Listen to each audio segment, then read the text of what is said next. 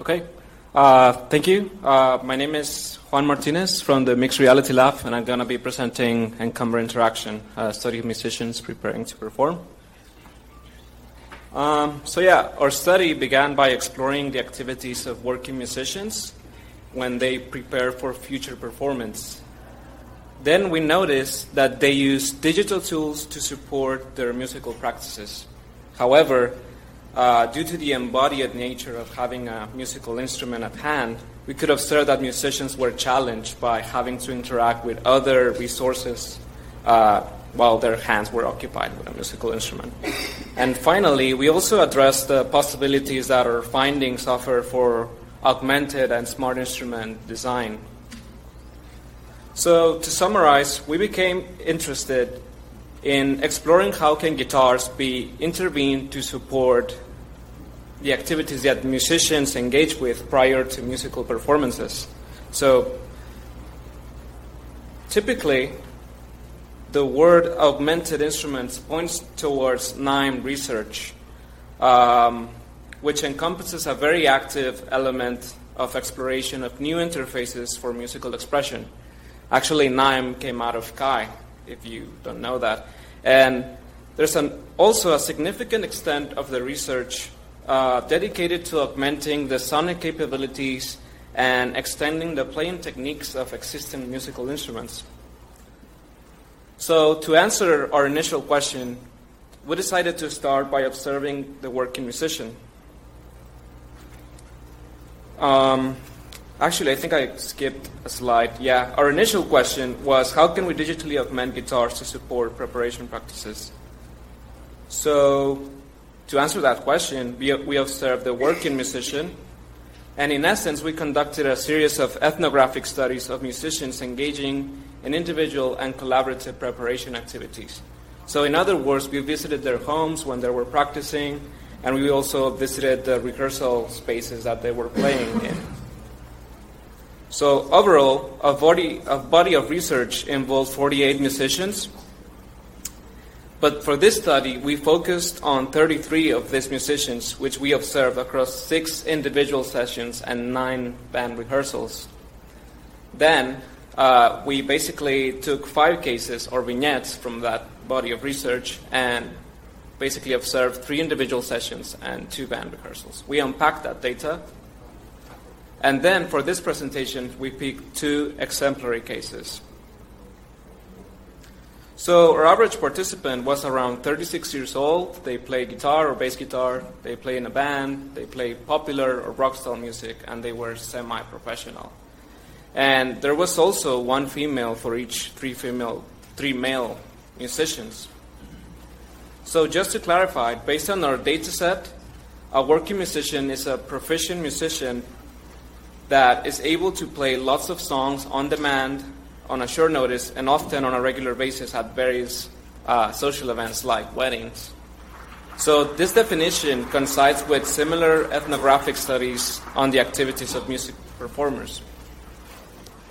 So up next, I'm going to show a video excerpt from our data corpus, and we will see 2 clips of Mike, a bass player preparing for performance. And I really want you to observe how he handles different tools and resources whilst having a musical instrument at hand.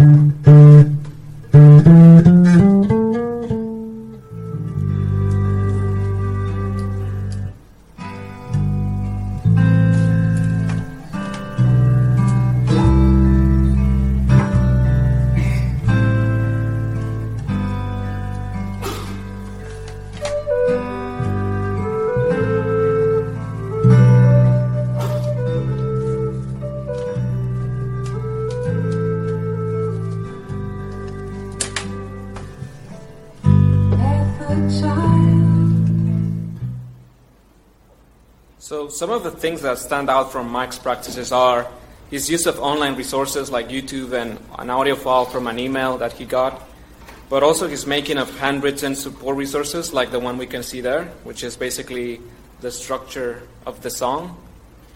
And also we can see how he archives those resources in a binder which he separates according to performance and settings, but that's something we will unpack a bit further in the paper.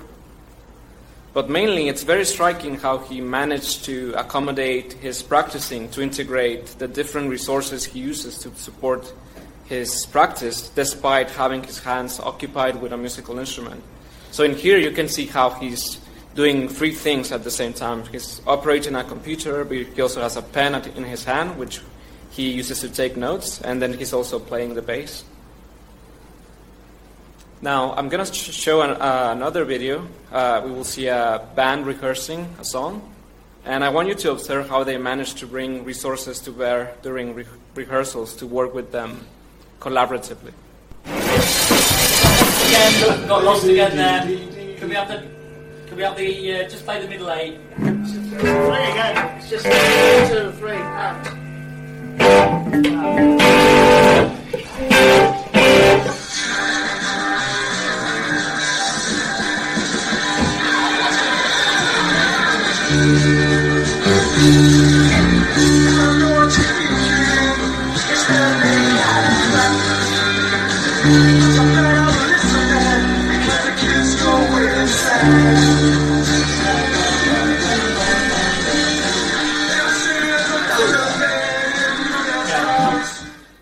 So you may have noticed that at the beginning they stopped because they felt lost. So one of the musicians asked the other one to play the middle eight, so that's why he pulls out the cell phone to play the middle eight again, that section. So when everyone remembers the song again, they start nodding in sync. So they reach a sort of consensus there. And we can also see how each individual uses supporting resources on site to guide their rehearsal process, basically. So that's a similar resource like the one we observed before. And then we can also see how these supporting resources might be corrected during rehearsal. So right there on the corner, you can see a chord chart, but then there are some annotations on top. So because they were actually wrong, so he had to correct them on site to play in sync and correctly. So these are the overall themes that we unpacked from the 5 case studies. And as you can see, there are several aspects around working with supporting resources that we explored.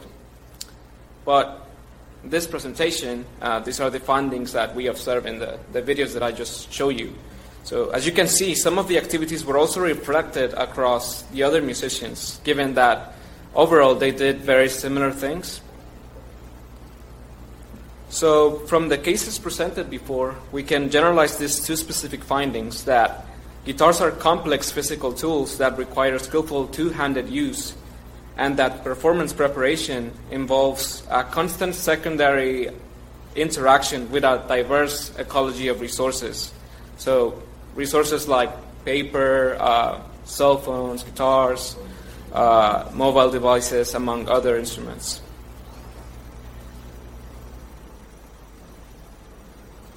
So through our studies, we observed a series of problems and challenges in practicing, and we identified some solutions and strategies to support encumbered interactions deriving from the use of support resources.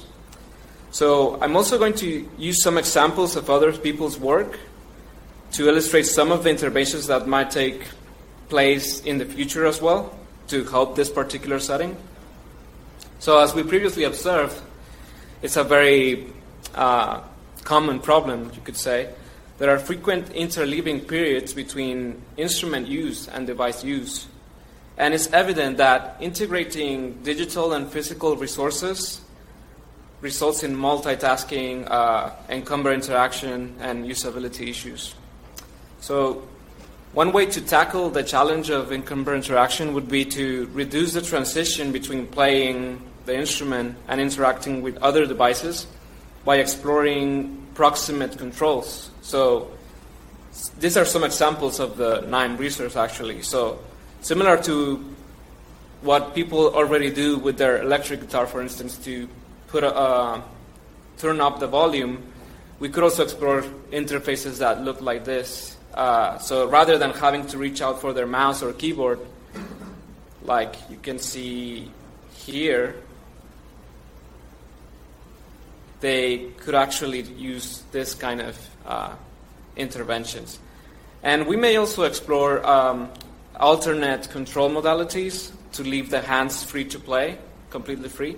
So those could be, for instance, gesture-based controls with the actual instrument or with the hand. And rather than, so that's something I actually doing on my PhD, something that I'm exploring right now. And looking forward to future work, we might also think of more automated ways to retrieve the supporting resources that they were using. So we observe that during preparation, musicians engage in different activities depending on context and situation. So there are different contexts in which they play. So for instance, when practicing, there may be spare time to prepare resources. But what I mean is that when they're in their house by themselves, they might be able to make notes and things like that. But when they're in a rehearsal, they are expected to know this already. So there's not much time frames to do that. So a design opportunity that we could explore would be to harness context-aware computing technologies in order to associate particular resources with particular contexts. So, for example, individual musicians or bands could perhaps be able to retrieve their support resources as soon as they step in one of these contexts. So, also, considering the complex ecology of tools and resources, instruments, and the musicians involved during preparation work for live performances, another area to be explored could be to allow the elements within this ecology, so basically the elements that you see there, to share resources and context information. So leveraging IoT technologies, for instance, or even an Internet of Musical Things, which has been also proposed before. So in other words, a guitar or a smart guitar could potentially retrieve and share a musician's list of songs across the Internet, or even with other smart instruments or smart devices like mobile phones. And also, another way to augment an instrument without using too much sensors or things like that is the Caroline guitar, for instance, a guitar made by the Mixed Reality Lab. And it's an interesting example of how can you augment a guitar with a digital layer of information. So in this case, to access that information, you can scan the guitar's decoration, which are basically fiducial marks. And in this case, when you scan it, it takes you to an archive of the guitar's personal story that can be accessed by scanning this decoration. So applied to our previous cases, musicians could perhaps use this approach to save their preparation resources, so their lyrics, the songs, in the actual musical instrument. So to wrap it up, we may conclude that bringing resources to bear while having a musical instrument at hand is problematic. So based on our findings, we have set out a series of challenges and opportunities for design, but still careful research is still needed to tailor them to each unique music performance preparation situation. So, each tradition, each paradigm of music has its own particular quirks, so this might vary according to situation. And based on this study also, we may also find inspiration to augment other physical tools. So there are other similar contexts in which this could be applied, like cooking or DIY activities and stuff like that. So just before I move to questions, I want to let you know that my colleagues are organizing a symposium, a 2-day symposium in Nottingham, and it's an HCI and design-based research symposium. So there are going to be a series of keynote speakers, and from the HCI community, and submissions are due the 21st of June. So accepted papers will be published by the ACM. So check out the website and the Twitter for more information. And that's all. Thank you.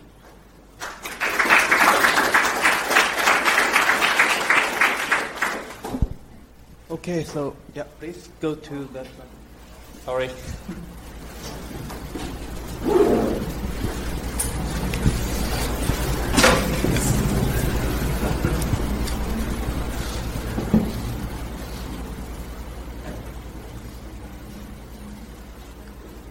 Hi, thank you for the presentation.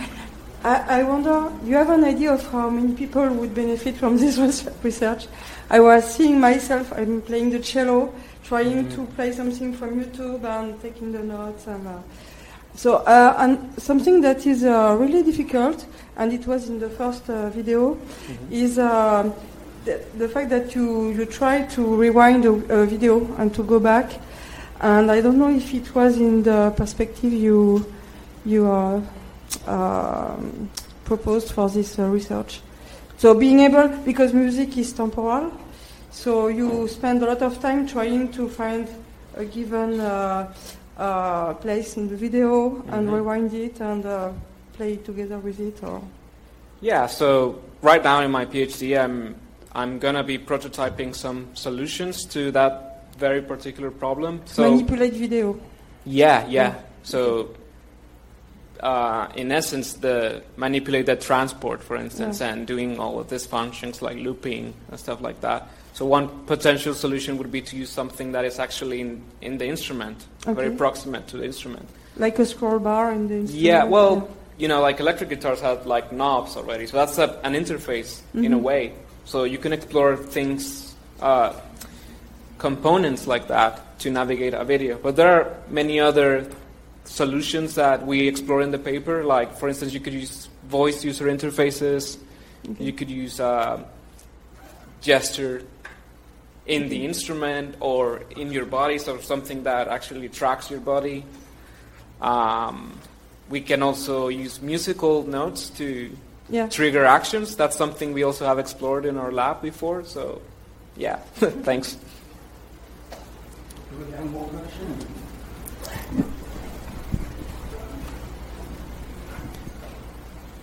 Okay, I think this is the end of the session, and let's thank all our speakers, and thank you for being here.